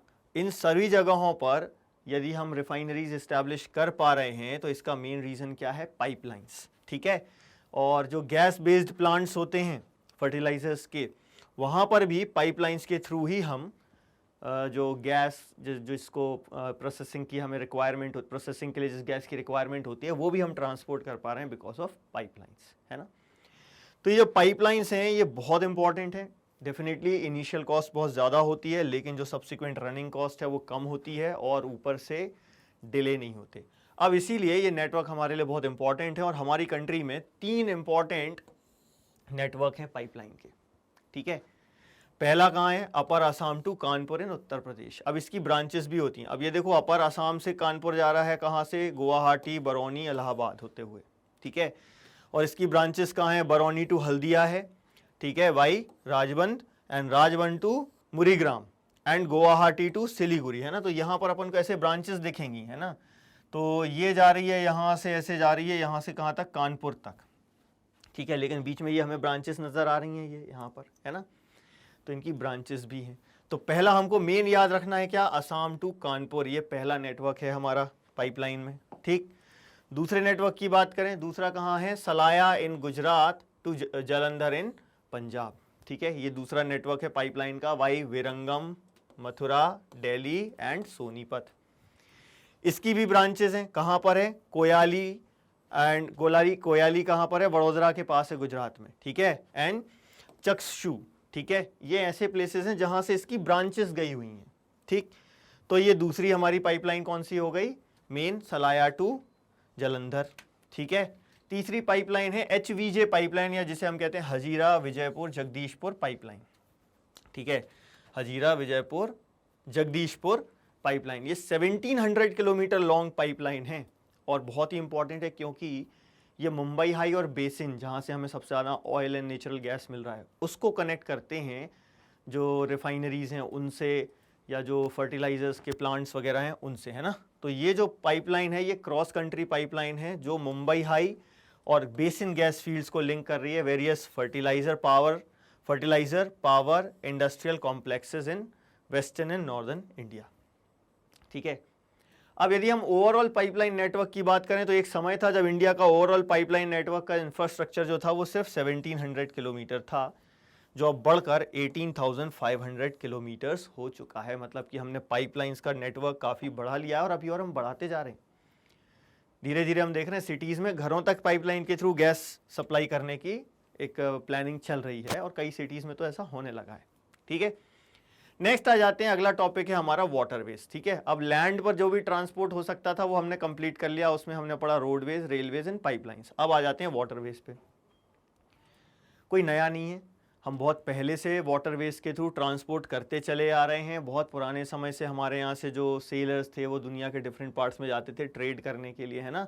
तो India is a seafaring country, है ना, एंशियंट टाइम से ही। और हमारे जो सीमैन थे, they sailed far and near and thus carrying and spreading Indian commerce and culture, ठीक है। तो हमारे यहाँ के जो लोग थे वो ट्रेड और कल्चर दोनों को स्प्रेड कर रहे थे। अब इसके एडवांटेजेस क्या हैं, ज़रा एडवांटेजेस देखते हैं। ये बहुत सारे एडवांटेजेस हैं सी रूट्स के या वाटरवेज के। इसी कारण हम देखते हैं कि मैक्सिमम जो ट्रेड होता है ना, वो सी रूट्स के थ्रू ही होता है आज भी, ठीक है। तो ऐसा क्यों, क्योंकि ये चीपेस्ट होते हैं। Waterways are the cheapest means of transport, ये याद रखना, ठीक है। तो इसीलिए आज भी मैक्सिमम जो ट्रेड होता है वो कहाँ से होता है, सी रूट्स के थ्रू होता है, वाटरवेज के थ्रू होता है, क्योंकि ये चीपेस्ट मीन्स ऑफ ट्रांसपोर्ट हैं। बहुत सारा मटेरियल आप इससे भेज सकते हैं, है ना, suitable for carrying heavy and bulky goods. एक शिप के ऊपर हज़ारों कंटेनर्स भेजे जा सकते हैं, आप प्लेन में या ट्रेन में ऐसा नहीं कर सकते, है ना। फिर ये फ्यूल एफिशिएंट होता है और एनवायरमेंट फ्रेंडली मोड में काम करता है, ठीक है। तो इसीलिए सी ट्रांसपोर्ट जो है ये बहुत ज़्यादा इंपॉर्टेंट है हमारे लिए, ठीक। अब से सी डेफिनेटली इंपॉर्टेंट है, लेकिन क्या हम सिर्फ इंटरनेशनल की बात नहीं कर सकते? क्या within country sea waterways के थ्रू ट्रेड पॉसिबल है? क्या विद इन कंट्री वाटरवेज हैं? तो डेफिनेटली हमारे यहाँ इनलैंड वाटरवेज हैं। इनलैंड नेविगेशन की यदि हम बात करें तो हमारे यहाँ रूट कितना है, 14,500 किलोमीटर का जो रूट है ना वो नेविगेबल है इनलैंड, यानी हमारी रिवर्स में। लेकिन ये पूरा हम नेविगेट नहीं कर पाते हैं। इस 14,500 में से हम 5,685 किलोमीटर्स का जो रूट है उसको हम नेविगेट कर पाते हैं, ठीक है। अब इसके बेसिस पर क्या हुआ, ये जो रूट हमने जो नेविगेट कर लिया ना, इसको हमने क्या किया, नेशनल वाटरवेज में कन्वर्ट कर दिया। गवर्नमेंट ने उनको बोला ये नेशनल वाटरवेज हैं। तो कुछ नेशनल वाटरवेज के नाम पढ़ लेते हैं, कहाँ से कहाँ तक, कौन सा नंबर का नेशनल, जैसे हम नेशनल हाईवे 1 2 3 बोलते हैं, वैसे ही नेशनल वाटरवे नंबर 1 2 3 4 5 है ना। तो सबसे पहले देखते हैं नेशनल वाटरवे नंबर 1 कहाँ पर है, गंगा नदी में है, between Allahabad and Haldia. 1620 kilometres का ये एक स्ट्रेच है जहाँ पर वाटरवेज के थ्रू लोग ट्रांसपोर्ट करते हैं, ठीक है। दूसरा है नेशनल वाटरवे नंबर 2, कहाँ पर है, ब्रह्मपुत्र रिवर में है। कौन सी सिटीज़ के बीच में है, सादिया एंड धुबरी के बीच में है, ठीक है। नेशनल वाटरवे नंबर 3 है केरला में, जिसे हम कहते हैं वेस्ट कोस्ट कैनाल, ठीक है। अब ये वेस्ट कोस्ट कैनाल बहुत सारी जगहों को कवर कर रही है। देखो यहाँ पर दिया है अपन ने कौन कौन सी जगहों को कवर कर रही है, कोट्टापुरमा, कोलम, उद्योग मंडल एंड चंपक्करा, ठीक है। ये सारी जगहों पर ये जो वेस्ट कोस्ट कैनाल है कवर करती है, और ये हमारा नेशनल वाटरवे नंबर 3 है, ठीक। इसके अलावा नेशनल वाटरवे नंबर 4 भी है। नेशनल वाटरवे नंबर 4 कहाँ पर है भैया, specific stretches of Godavari and Krishna river, है ना। पूरी गोदावरी और पूरी कृष्णा रिवर को हम नेविगेट नहीं कर पाते, लेकिन specific stretches of Godavari and Krishna river, इसमें भी देखो कहाँ कहाँ बोला है, along with Kakinada, Puducherry stretch of canal, ठीक है। ये अपन इसको मेरे ख्याल से ईस्ट कोस्ट कैनाल भी कह सकते हैं। यहाँ पर अपन इसको देखते हैं कि ये कवर कर रहे हैं, ठीक है। फिर specified stretches of Brahmani along with Matai river, delta channels of Mahanadi and Brahmani river, ये सब ईस्ट कोस्ट कैनाल में आता है। ये आता है, सॉरी यहाँ पर मैंने गलती से आपको यहाँ बोल दिया, ये ईस्ट कोस्ट कैनाल है, ये नहीं है। ये वाला जो हिस्सा है ये ईस्ट कोस्ट कैनाल में आता है, जो नेशनल वाटरवे नंबर 5 है, ठीक है।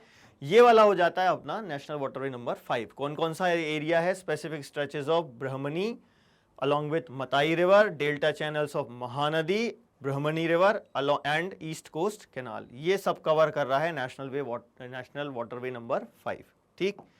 तो ये नेशनल वाटरवे हो गए, लेकिन ऐसा नहीं है कि नेशनल वाटरवे नहीं है तो नेविगेशन नहीं हो रहा है।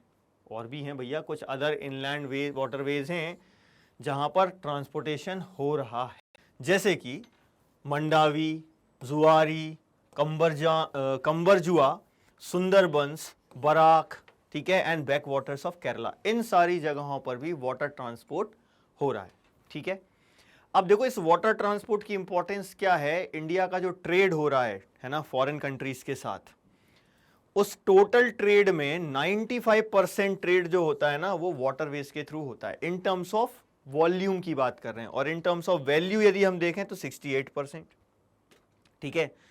तो 95% ट्रेड जो हम कर रहे हैं वो जो हमारे जो पोर्ट्स हैं, है ना, उनसे कर रहे हैं। तो अब हमारा जो अगला टॉपिक आ रहा है मेजर सी पोर्ट्स, इनके बारे में अपन को पढ़ना है।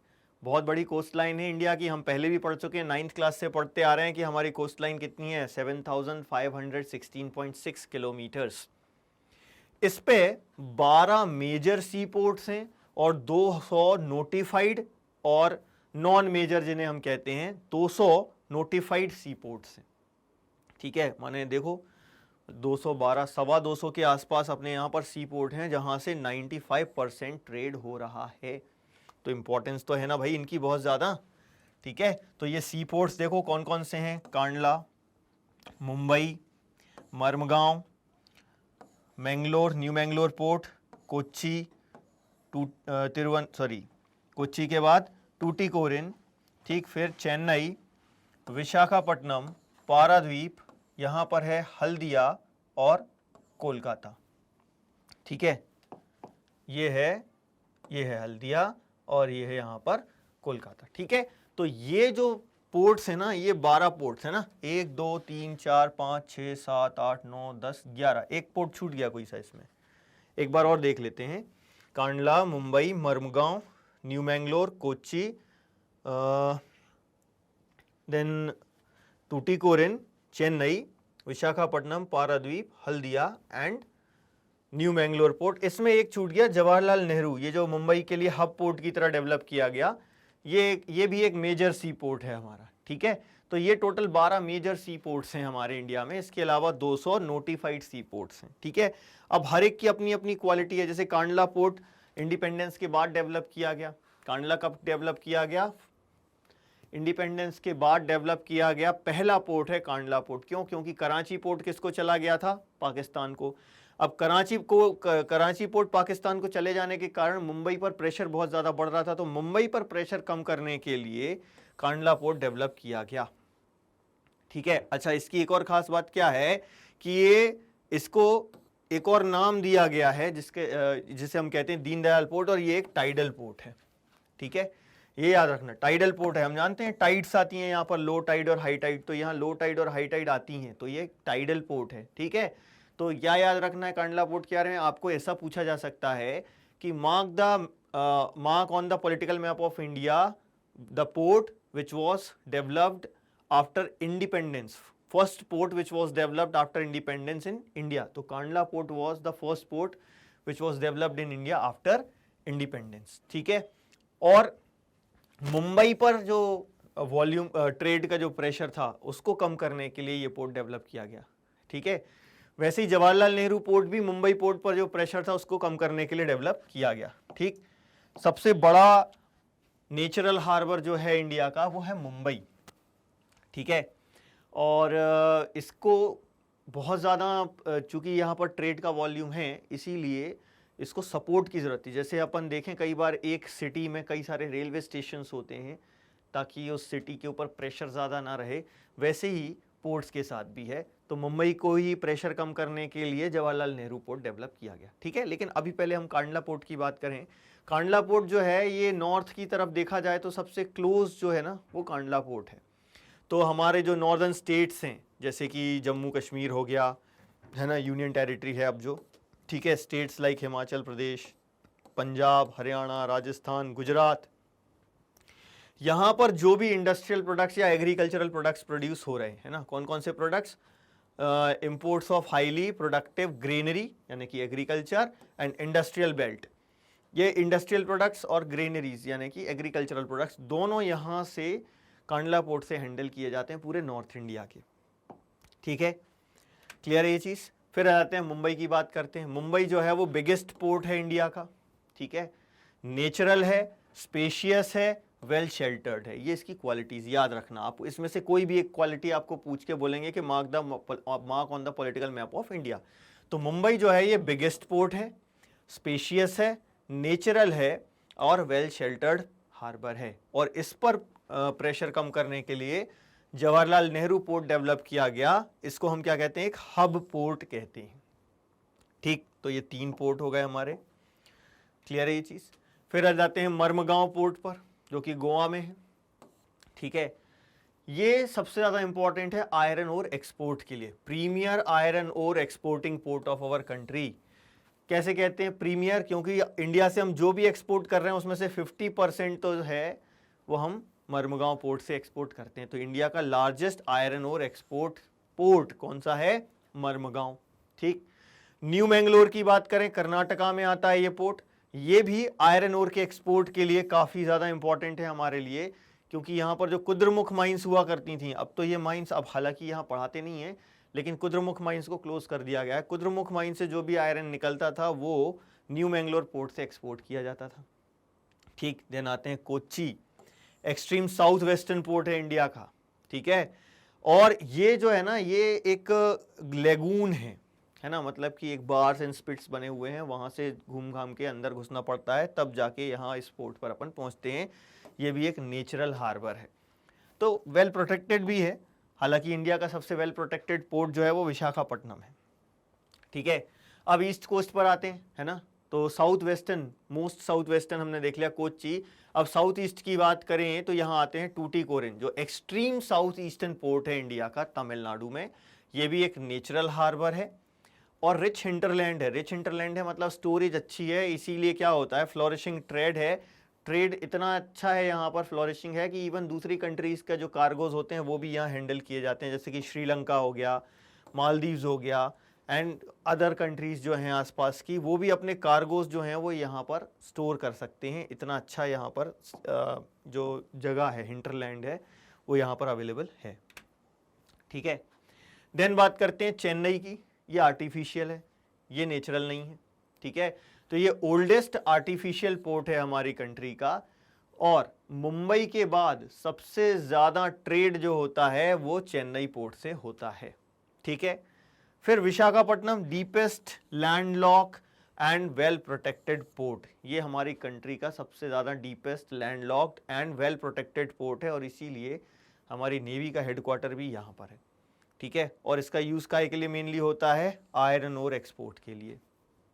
ठीक वैसे ही पारादीप भी है उड़ीसा में, इसका यूज़ भी काय के लिए होता है, आयरन ओर एक्सपोर्ट के लिए। तो देखो हमने 4 पोर्ट देख लिए जो मेन है हमारे लिए आयरन ओर एक्सपोर्ट के लिए। गोवा में मर्मगांव पोर्ट, फिर कर्नाटका में न्यू मैंगलोर पोर्ट, और अभी हमने देखे विशाखापट्टनम एंड पारादीप पोर्ट। ठीक है, तो ये 4 पोर्ट तो हमारे आयरन ओर एक्सपोर्ट के लिए ही बहुत ज़्यादा इंपॉर्टेंट है। ठीक, इसके बाद 2 पोर्ट और बचे, कोलकाता एंड हल्दिया। ठीक है, कोलकाता पर प्रेशर कम करने के लिए हल्दिया को डेवलप किया गया था। ठीक है, तो कोलकाता भी एक इनलैंड रिवराइन पोर्ट है ना, यानी कि रिवर के अंदर आप घुसेंगे तब ये पोर्ट अपन को मिलता है, और एक बहुत रिच हिंटरलैंड है गंगा ब्रह्मपुत्र डेल्टा में इसके पास, और एक ये भी एक टाइडल पोर्ट है। अब टाइडल पोर्ट है तो क्या होता है, यहाँ टाइड्स के साथ स्लेज वगैरह आ जाता है, तो यहाँ इसको बार बार साफ करना होता है। ये नीड कॉन्स्टेंट ड्रेजिंग, मतलब इसकी कंटिन्यूसली सफाई की बहुत ज़रूरत होती है, अदरवाइज फिर शिप्स को लाना और उनको वहाँ पर होल्ड करना वो थोड़ा सा मुश्किल हो जाएगा, है ना। हल्दिया पोर्ट जो है ये डेवलप किया गया था एक सब्सिडरी पोर्ट की तरह, ताकि जो कोलकाता के ऊपर जो प्रेशर डेवलप हो रहा है उसको कम किया जा सके, है ना। तो जैसे मुंबई के लिए जवाहरलाल नेहरू पोर्ट और यहाँ के लिए हल्दिया पोर्ट। ठीक है, अब आ जाते हैं हम एयरवेज पर। एयरवेज जो आज हम देखें सबसे ज़्यादा कंफर्टेबल कहा जाता है और सबसे ज़्यादा प्रेस्टिजियस मोड ऑफ ट्रांसपोर्ट कहा जाता है, लेकिन ये अभी भी सबकी रीच में नहीं है, लेकिन इसके बहुत सारे एडवांटेजेस हैं। ये फास्ट है, कंफर्टेबल है, प्रेस्टिजियस मोड ऑफ ट्रांसपोर्ट है। ठीक है, लेकिन सबकी रीच में नहीं है, लेकिन एडवांटेजेस बहुत सारे हैं। कैसे, डिफ़िकल्ट टेरेन्स को क्रॉस करने में, difficult terrains like high mountains, dreary deserts, dense forest and also long ocean stretches, इन सबको आसानी से क्रॉस किया जा सकता है एरोप्लेन के थ्रू। ठीक है, अब चूंकि आसानी से क्रॉस कर सकते हैं ना, इसीलिए नॉर्थ ईस्टर्न रीजन में हम देखते हैं कि ये सबसे ज़्यादा प्रेफर किए जाते हैं। नॉर्थ ईस्ट में हम जानते हैं ये सारी कंडीशंस हैं, हाई माउंटेन्स हैं, फॉरेस्ट है, बड़ी बड़ी रिवर्स हैं, है ना। तो नॉर्थ ईस्ट में हम देखते हैं कि they are marked with the presence of big rivers, dissected relief, dense forest, frequent floods and international frontiers. इसीलिए यहाँ पर एयर ट्रैवल प्रेफर किया जाता है। इसीलिए यहाँ पर गवर्नमेंट को सब्सिडीज़ वगैरह भी देती है ताकि यहाँ पर एयर ट्रैवल को ज़्यादा इजी बनाया जा सके।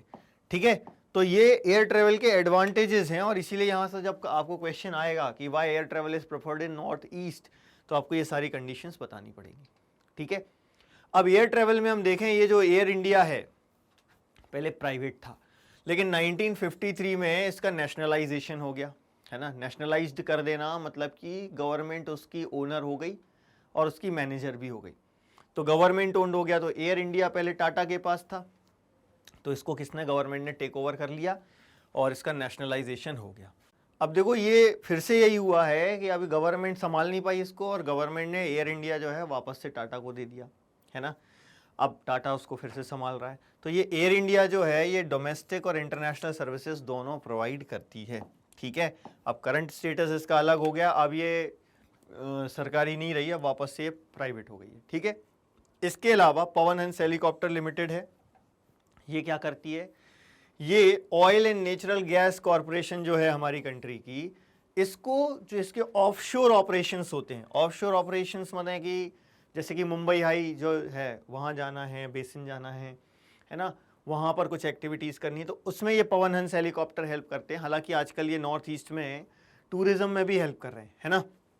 तो डिफ़िकल्ट टेरेन होते हैं जहाँ जहाँ पर, जैसे कि नॉर्थ ईस्टर्न स्टेट्स हैं, interior parts of Jammu and Kashmir, Himachal Pradesh and Uttarakhand हैं, यहाँ पर भी ये Pawan Hans helicopter services provide करा रहे हैं। मतलब टूरिज़्म के लिए भी और अदर जो प्रोफेशनल जो भी चीज़ें होती हैं उनके लिए भी ये हेलीकॉप्टर सर्विसेज जो हैं ये सर्विसेज प्रोवाइड करा रही हैं, ठीक है।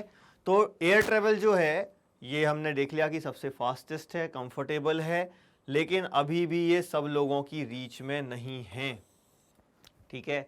सिर्फ नॉर्थ ईस्ट में स्पेशल प्रोविजंस हैं इनके लिए, जिसके कारण नॉर्थ ईस्टर्न रीजन में जो कॉमन लोग हैं उनको ये सर्विसेज अवेलेबल हैं।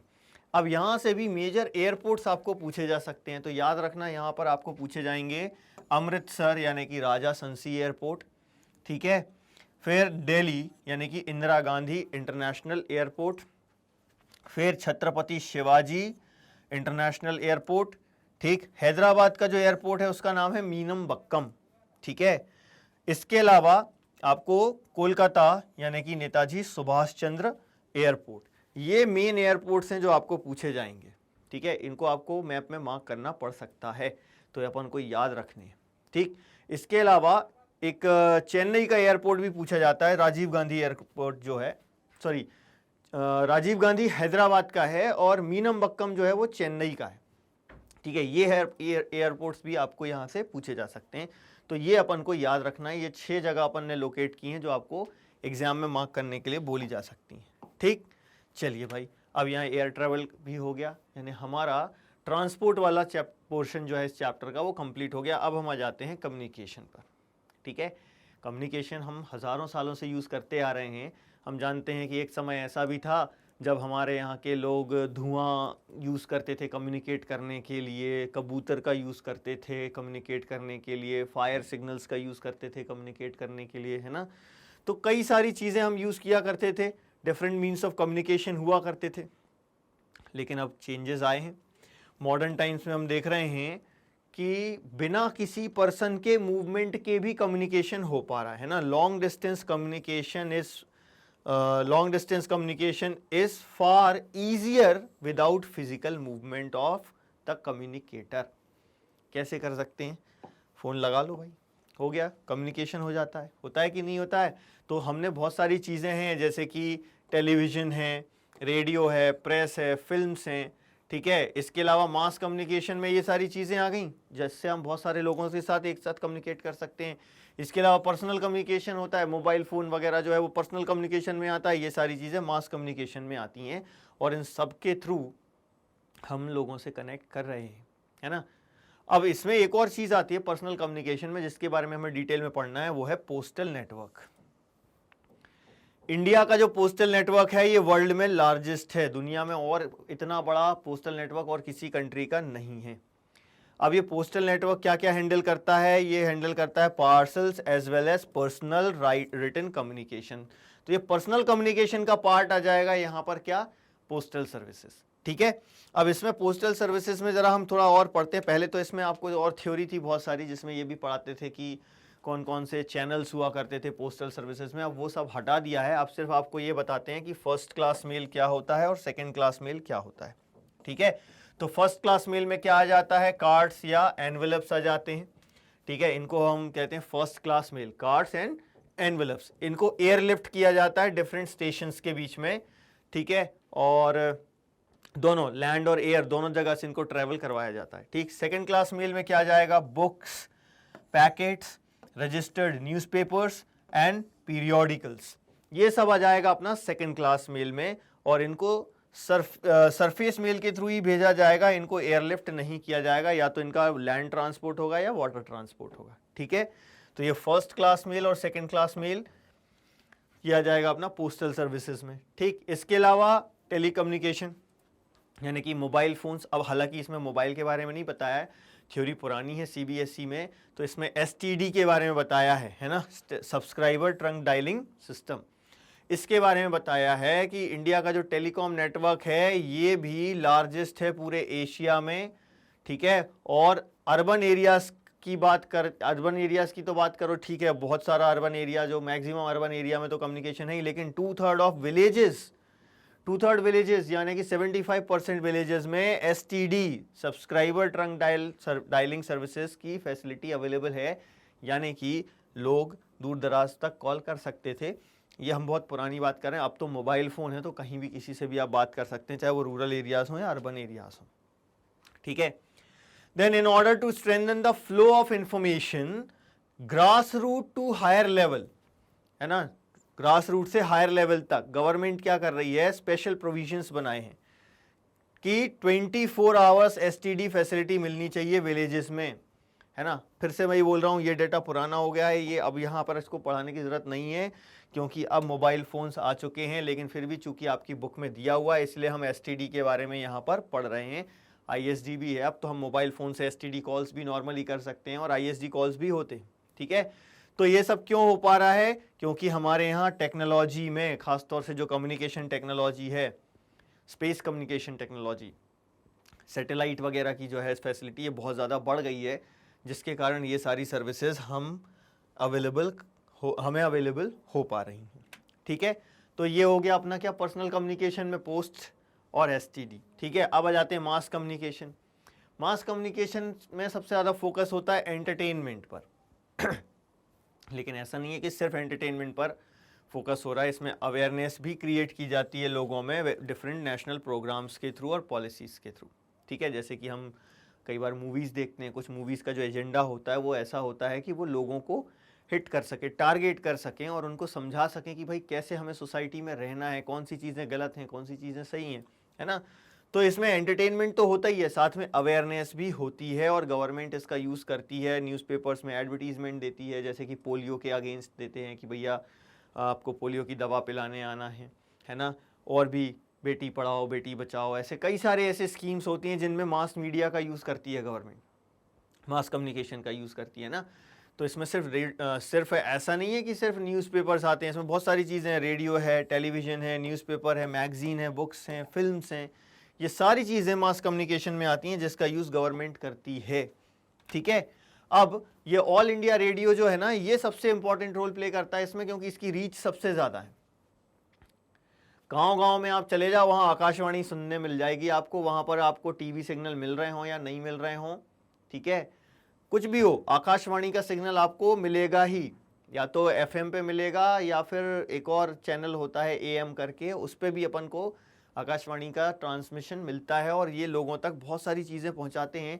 जैसे कि हम दूरदर्शन और आकाशवाणी की यदि बात करें, ये सबसे ज़्यादा इंपॉर्टेंट रहे हैं इंडिया के डेवलपमेंट में, रूरल एरिया के, इनमें, क्योंकि किसानों के लिए भी एक प्रोग्राम्स आते हैं, उसमें बताते हैं किस तरीके की मिट्टी या खाद का यूज़ करना है आपको मिट्टी में, ठीक है, कौन सी फसल उगा सकते हैं, रीजन वाइज चलता है इसमें ये सारी चीज़ें, बहुत बड़ा नेटवर्क है ये, है ना। तो ये जो आकाशवाणी है, ऑल इंडिया रेडियो, है ना, ये क्या करता है, broadcast a variety of programmes in national, regional and local languages, ताकि ज़्यादा से ज़्यादा लोगों को ये कैप्चर कर सके। इनका जो टारगेट था ये सिर्फ एंटरटेनमेंट नहीं था, वैसे ही दूरदर्शन के साथ भी है, ये बहुत बड़ा टेरेस्ट्रियल नेटवर्क है, इनके नेटवर्क पर के बेसिस पर ही तो बाकियों के नेटवर्क बने आगे चल के, है ना। तो ये दोनों जो ब्रॉडकास्टर है ना, ये बहुत इंपॉर्टेंट है इंडिया के लिए, इन्हें रूरल डेवलपमेंट में तो खासतौर से बहुत इंपॉर्टेंट रोल प्ले किया है और अभी भी कर रहे हैं, ठीक है।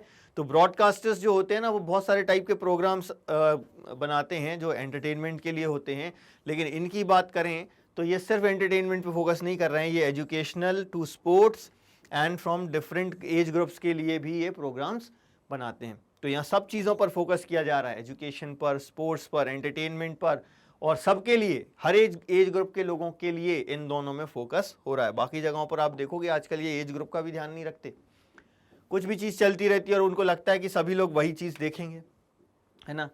और यदि न्यूज़पेपर्स की बात करें तो इंडिया में हम जानते हैं कि बहुत सारे न्यूज़पेपर्स पब्लिश होते हैं, पीरियोडिकल्स जो होते हैं जिन्हें हम कहते हैं डेली है, वीकली है, फोर्थनाइटली है या मंथली है, और ये क्या करते हैं, लैंग्वेजेस जो होती हैं इनमें, लोकल लैंग्वेजेस में ये बहुत फोकस होता है, क्योंकि कई बार हम देखते हैं लोग लिटरेट नहीं हैं तो उनको समझ में नहीं आता हिंदी या इंग्लिश, तो लोकल लैंग्वेज में न्यूज़पेपर्स भी प्रिंट होते हैं। तो 100 से ज़्यादा लैंग्वेजेस में इंडिया में न्यूज़पेपर प्रिंट होते हैं, लैंग्वेजेस या डायलेक्ट्स कहें हम, दोनों चीज़ें, है ना।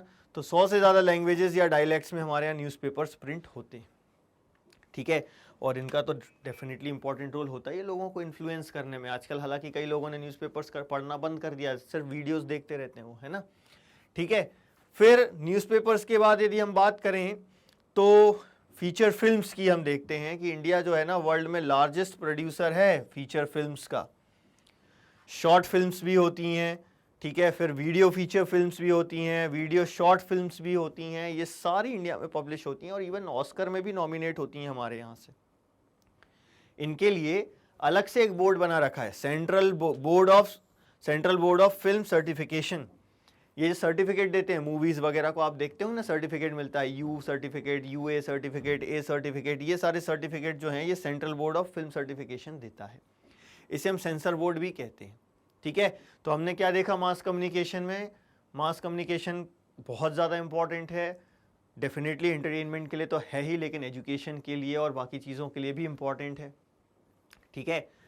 फिर हमने देखा न्यूज़पेपर्स को भी, फिर हमने देखा मूवीज़ के बारे में भी। ये सब क्या हैं, मास कम्युनिकेशन के मीन्स हैं, ठीक, क्लियर है ये चीज़। अब आ जाते हैं हम इंटरनेशनल ट्रेड। तो अब देखो हमारा ट्रांसपोर्ट हो गया, कम्युनिकेशन हो गया, अब बात करते हैं ट्रेड की। ट्रेड का मतलब क्या, exchange of goods and services, है ना, exchange of goods among people, states and countries, इसको हम क्या कहते हैं, ट्रेड, ठीक है। अब ये ट्रेड जो होता है ये कहाँ होता है, मार्केट में, ठीक है।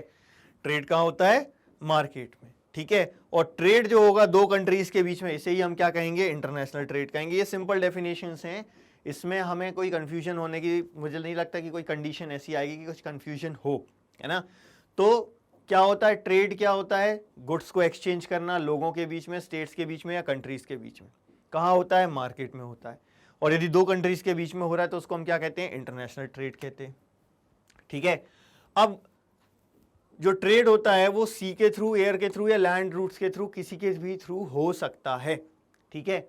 अब लोकल लेवल की बात करें लोकल ट्रेड जो होता है generally in cities, towns and villages, ठीक है। स्टेट लेवल ट्रेड की बात करें तो बिटवीन 2 और मोर स्टेट्स, है ना। तो देखो इंटरनेशनल ट्रेड देख लिया कंट्रीज के बीच में, लोकल ट्रेड हो गया सिटीज के बीच में, और स्टेट लेवल ट्रेड हो गया 2 से ज़्यादा स्टेट्स के बीच में, ठीक है। अब यदि हम इंटरनेशनल ट्रेड की बात करें, ये बहुत ज़रूरी है किसी भी कंट्री के डेवलपमेंट के लिए, है ना। Advancement of international trade of a country is an index of its economic prosperity. ऐसा क्यों करना पड़ता है, देखो हमारे यहाँ बहुत सी चीज़ें अवेलेबल हैं, लेकिन कई सारी चीज़ें ऐसी हैं जो हमारे यहाँ नहीं है, वो हमें दूसरी कंट्री से लेकर आनी ही पड़ेंगी। तो इसीलिए हमने कहा कि जितना ज़्यादा हमारा इंटरनेशनल ट्रेड हो रहा है, लेकिन उसमें ध्यान रखना ज़रूरी नहीं है कि अब इंटरनेशनल ट्रेड का मतलब खरीदते ही जाओ, ये अच्छा नहीं है हमारे लिए। अच्छा क्या है, यदि हम एक्सपोर्ट ज़्यादा करें, इंपोर्ट कम करें, वो भी तो इंटरनेशनल ट्रेड है ना, कि हम दूसरी कंट्री को बेच रहे हैं, वो अच्छा होता है। लेकिन यदि हम इंपोर्ट ज़्यादा कर रहे हैं और एक्सपोर्ट कम कर रहे हैं तो ये हमारे लिए बहुत ज़्यादा नुकसानदायक है, ठीक है। तो हमारी कंट्री का इकोनॉमिक बैरोमीटर होता है ये इंटरनेशनल ट्रेड। लेकिन कैसे, ध्यान रखिएगा, यदि हमारा इंपोर्ट कम और एक्सपोर्ट ज़्यादा है तो हम डेवलप्ड हैं, यदि इंपोर्ट ज़्यादा और एक्सपोर्ट कम है तो हम उतने डेवलप्ड। तो हम क्या देखते हैं कि भाई दो कंपोनेंट होते हैं ट्रेड के, एक होता है इंपोर्ट और एक होता है एक्सपोर्ट, ठीक है। तो इंपोर्ट एंड एक्सपोर्ट जो है ये क्या कहलाते हैं, कंपोनेंट्स ऑफ ट्रेड, ठीक है।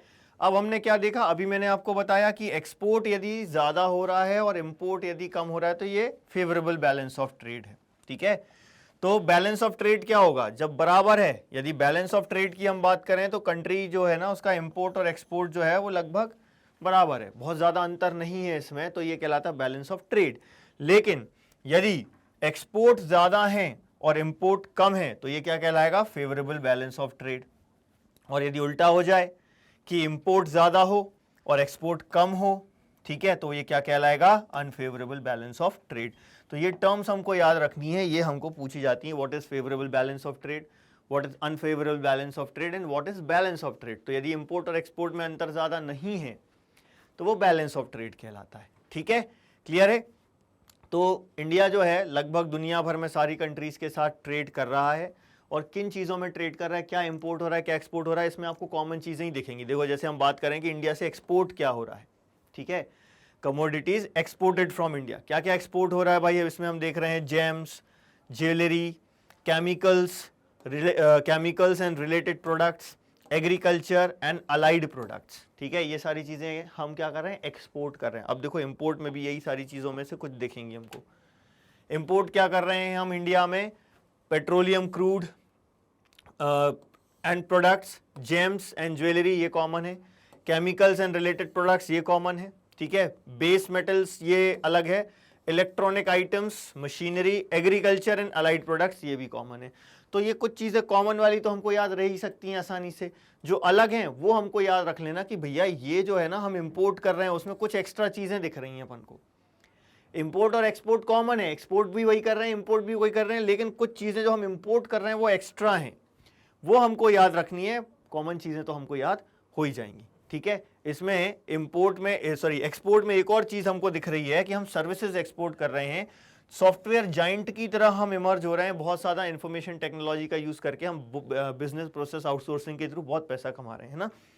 तो हमारे यहाँ ये जो ट्रेड है इसमें एक चीज और बढ़ गई है, वो है क्या, आईटी इंडस्ट्री। ठीक है, अब ट्रेड में एक और चीज हम पढ़ने वाले हैं, टूरिज्म। टूरिज्म को भी एक ट्रेड की तरह देखा जा रहा है। क्यों? क्योंकि भाई इससे बहुत सारे एम्प्लॉयमेंट जनरेट हो रहा है और लोगों को बिजनेस मिल रहा है। कैसे बिजनेस मिल रहा है हम देखते हैं, लोकल हैंडीक्राफ्ट में जो लोग हैं उनको बिजनेस मिलता है। तो टूरिज्म एज ए ट्रेड बहुत इंपॉर्टेंट है हमारे लिए। क्यों इंपॉर्टेंट है? क्योंकि इससे बहुत ज़्यादा एम्प्लॉयमेंट जनरेट होता है। और पिछले 3-4 डिकेड्स की यदि हम बात करें तो टूरिज्म काफ़ी डेवलप हुआ है। कितना? 15 मिलियन लोग डायरेक्टली एंगेज्ड हैं टूरिज्म में एम्प्लॉयमेंट के लिए। ठीक है, अब कैसे होता है टूरिज्म से, क्या क्या होता है? नेशनल इंटीग्रेशन होता है। नेशनल इंटीग्रेशन मतलब लोग जुड़ रहे हैं, घूमने जाते हैं, मिलते जुलते हैं, तो देश इंटीग्रेट होता है। Provide support to local handicrafts and cultural pursuits.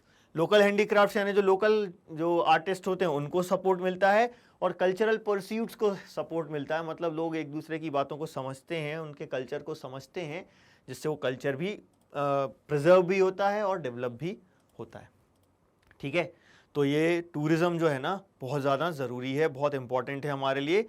ठीक है, अब कल्चरल हेरिटेज को, कल्चर को और हेरिटेज को समझने के लिए इंटरनेशनल लेवल पर, चाहे हमारा कल्चर दूसरा समझे या दूसरों का कल्चर हम समझें, है ना, तो डेवलपमेंट ऑफ टूरिज्म किस चीज़ में हेल्प करता है? Development of international understanding about our culture and heritage.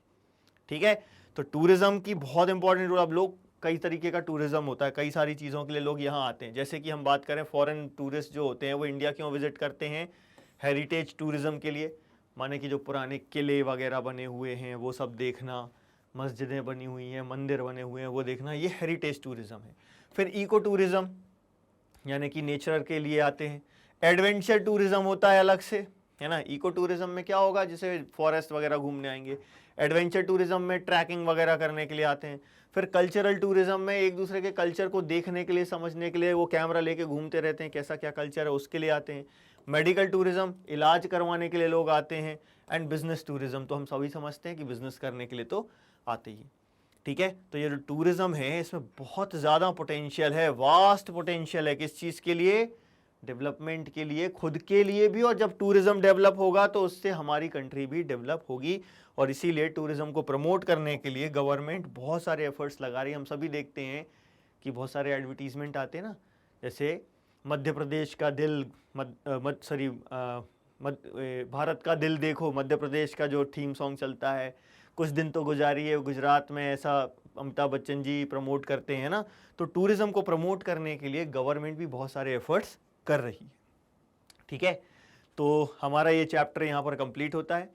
आपको ये वीडियो कैसा लगा हमें हमारे कमेंट सेक्शन में ज़रूर बताइए, और आपके जो भी डाउट्स हैं आप वो भी हमारे कमेंट सेक्शन में आकर पूछ सकते हैं। और बाकी के जो डिटेल्ड वीडियोस हैं बाकी कोर्सेज़ के, उनके लिए आप हमारे चैनल पर बने रहिए। बाकी लोगों के साथ हमारे चैनल को शेयर कीजिए, लाइक कीजिए, सब्सक्राइब कीजिए। Thank you.